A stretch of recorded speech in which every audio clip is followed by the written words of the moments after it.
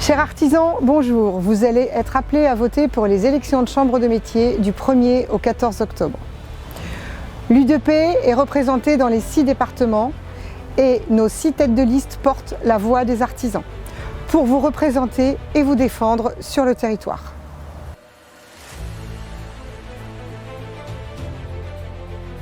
C'est vrai qu'aujourd'hui, il y a des nouveaux types d'artisans qui apparaissent. Moi, j'en suis la preuve, puisque nous sommes entre guillemets des reconvertis. Et c'est vrai qu'aujourd'hui, dans notre liste, par exemple, on a rencontré beaucoup d'artisans qui sont ce qu'on appelle aujourd'hui des reconvertis. Donc des gens qui ont choisi de devenir artisans, qui n'ont pas forcément suivi la voie, on va dire, royale par le centre d'apprentissage et après monté. Ce sont des gens qui avaient une autre activité ou une autre filière et qui se sont mis après à faire ce qu'ils aimaient et le faire par passion. Et ces profils-là, aujourd'hui, il faut effectivement continuer à les accompagner. Les différentes structures aussi, il y a aussi les micro-entreprises, c'est pas un mot tabou. Alors c'est vrai que ça change un petit peu le format par rapport à d'autres artisans, mais il n'y a pas des bons artisans et des mauvais artisans. Alors déjà, l'artisanat, c'est la proximité même, puisque je rappelle qu'effectivement, l'ensemble des artisans sont répartis sur l'ensemble du territoire, même dans les secteurs ruraux, on va dire, les plus reculés. Donc l'artisanat, c'est la proximité, c'est pas la concentration d'un nombre d'entreprises sur un territoire donné.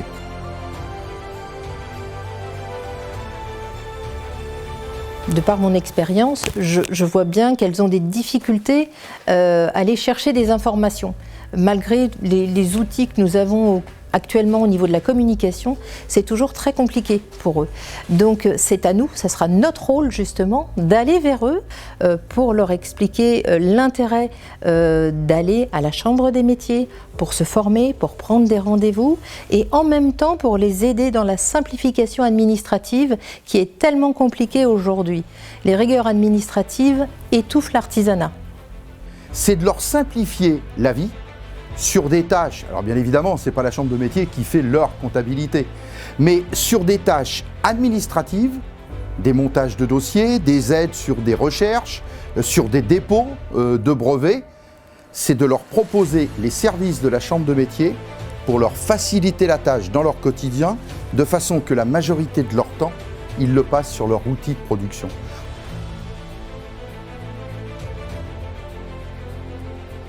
Les chambres de métiers, elles sont là aussi, elles ont le CAD, le centre de la décision, où elles reçoivent les offres des entreprises pour l'apprentissage et aussi les demandes des apprentis. Elles récoltent tout ceci et elles mettent en coordination les entreprises avec les apprentis pour trouver un contrat d'apprentissage. L'artisanat a aujourd'hui une grosse difficulté qui est le recrutement.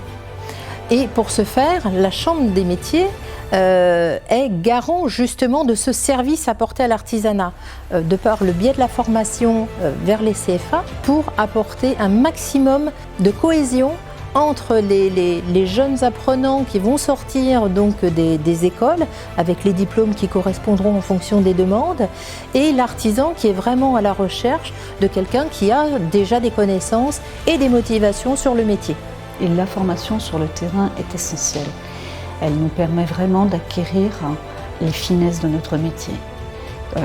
Pour tout corps de métier, on a des problématiques, on a des spécificités, ça s'apprend que sur le terrain.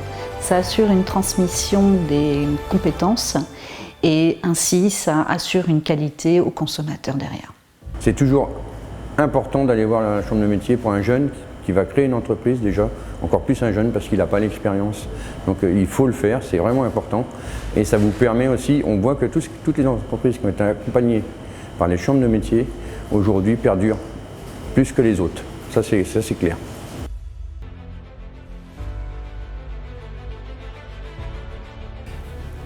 Il ne doit pas y avoir une instance où il n'y a pas un artisan élu de chambre de métier qui soit présent. C'est ce dont nous nous efforçons de faire depuis bon nombre d'années.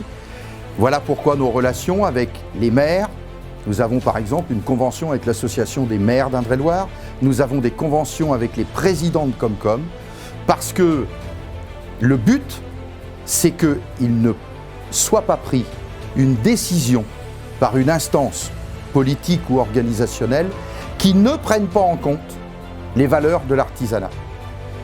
Les personnes qui souhaitent développer une entreprise, créer une entreprise, il faut les aider soit à s'implanter physiquement, mais également à s'implanter via les nouvelles technologies, les ventes en ligne, les logiciels.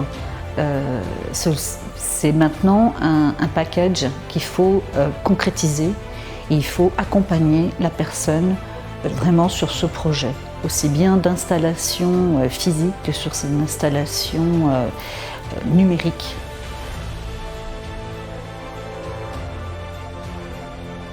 La simplicité de pouvoir se garer à proximité de son commerçant, je pense que c'est primordial aujourd'hui pour un client. Donc les centres-bourgs et les élus de territoire ont vraiment un grand rôle à jouer aujourd'hui. Une de nos propositions, c'est de ramener les artisans en centre-ville en sensibilisant les pouvoirs publics, c'est-à-dire effectivement les communes, les communautés de communes, les départements et la région. Et c'est là où le rôle de la Chambre des métiers, c'est de jouer sur toutes les bandes. Nous, on n'est pas politisés. L'idée, c'est de faire bouger la cause des artisans. En tant qu'élu, l'intérêt, c'est d'apporter des réponses aux questions que se posent les artisans aujourd'hui. Parce que je connais certaines problématiques et je pourrais apporter mon aide de par les services que rend la Chambre des métiers. Quelques décennies en arrière, il y avait effectivement des artisans, des commerçants, et c'était l'animation et le cœur de vie de nos villes et de nos villages, et même des plus petits villages. Qu'est-ce qui s'est passé? On a assisté à une consommation, à une industrialisation de la consommation, à une explosion de la grande distribution, disons-le, qui a fait mourir bon nombre de commerces de centre-ville. Eh bien, on s'est aperçu pendant cette crise Covid toute l'importance des artisans et des commerçants de proximité. Revitaliser les centres-villes, c'est important. S'il n'y a plus de centre-ville, on n'a plus de vie, il n'y a plus d'échanges. Et pour moi, il est important que l'on puisse avoir des centres-villes, que ce soit dans des villages ou dans des villes plus importantes, avec la diversité de tous les commerces. Pour cela, il faut qu'il y ait des loyers accessibles à tout le monde pour que tout le monde puisse travailler. Et c'est là où l'artisanat a toute son importance. On doit multiplier et démultiplier l'offre artisanale aussi sur le territoire. Et on est vraiment un acteur primordial dans la vie et l'occupation et on prend part réellement à la vie du territoire.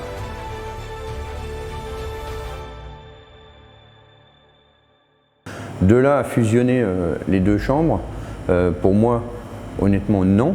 Ce qui est important, c'est effectivement que les agents, et on revient là-dessus, les agents, que ce soit chambre de commerce ou chambre des métiers, puissent connaître les réalités du territoire. Donc c'est important que même si demain il y a un rapprochement physique entre les deux établissements, c'est que les agents qui sont au quotidien avec les artisans continuent à être dans leur domaine de compétences et à suivre les artisans. Donc il y a peut-être une passerelle à faire d'un côté et de l'autre, tant administrative que aussi sur les formations et l'accompagnement des artisans. Il est vraiment essentiel qu'un artisan puisse trouver la compétence et la spécificité pour sa réponse auprès d'une CMA. Maintenant, sur le terrain, on a parfois des convergences, ça c'est évident, et on en rencontrera. Il est important de travailler ensemble quand c'est nécessaire dans l'intérêt de l'artisan ou commerçant, mais chacun doit aussi bien délimiter son domaine de compétences et apporter la réponse spécifique à la demande d'un professionnel. L'artisanat, c'est une entreprise très spécifique, avec des besoins spécifiques. Et on n'accompagne pas sur des métiers de l'artisanat comme on accompagne les besoins d'une entreprise de 100, 150 ou 200 salariés. Nous avons depuis maintenant des années réalisé des opérations communes sur le thème de l'emploi, sur le thème de la promotion de l'entreprise.